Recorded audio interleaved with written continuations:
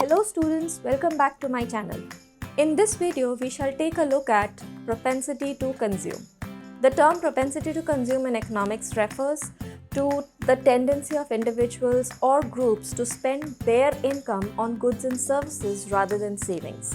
It's a very crucial concept because it drives consumer spending, which significantly impacts the overall economic activity.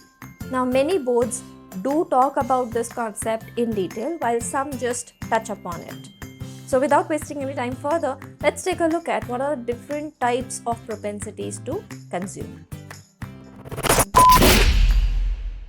So when we talk about propensities to consume, these are basically the likelihood of individuals or households to spend a proportion of their income on goods and services.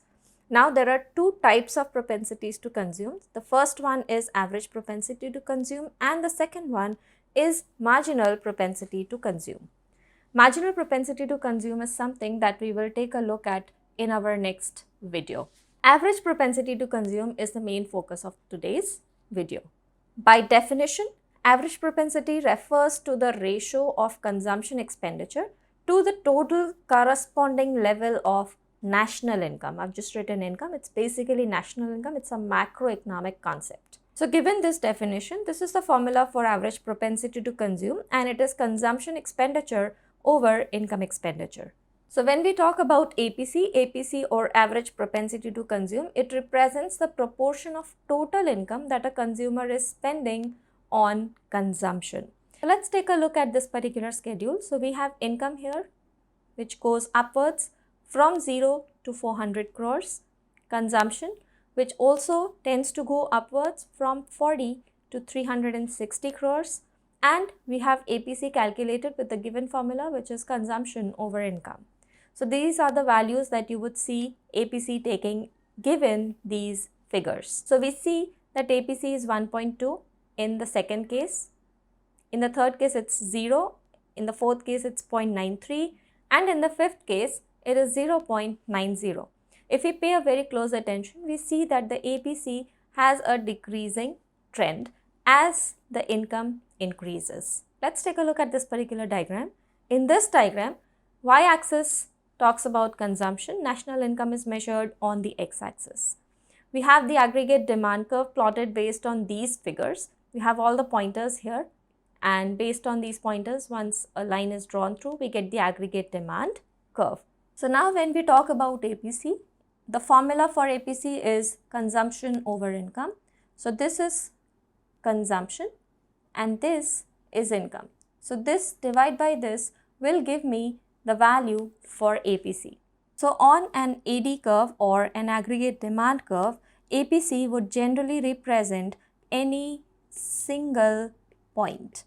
Say for example, this is point N, and if we are supposed to measure APC at point N, we simply have to calculate APC, which is consumption. Let's give this another name. So let's give this a name. Let this be R and let this be S.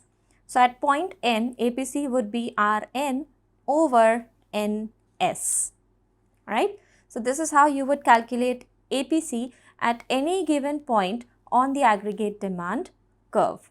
Now there are certain important points that we need to remember when we talk about average propensity to consume. So if consumption expenditure is greater than income, APC would be greater than 1. At the break-even point, or where consumption is equal to national income, APC would be equal to 1. And at those points where consumption is less than income, APC would be less than 1. We need to remember that APC decreases with an increase in income, and that's what we've already seen in the schedule in the previous slide. Another important point that we need to remember is APC can never be 0, and this could be illustrated with the autonomous consumption that we have, because even at 0 level of income, there is some consumption happening in the economy. So at any given point of time, consumption could never be 0 in an economy, and hence APC can never be 0. Alright?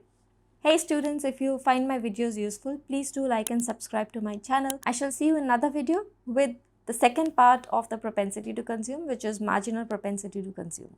Alright? Bye now. Take care.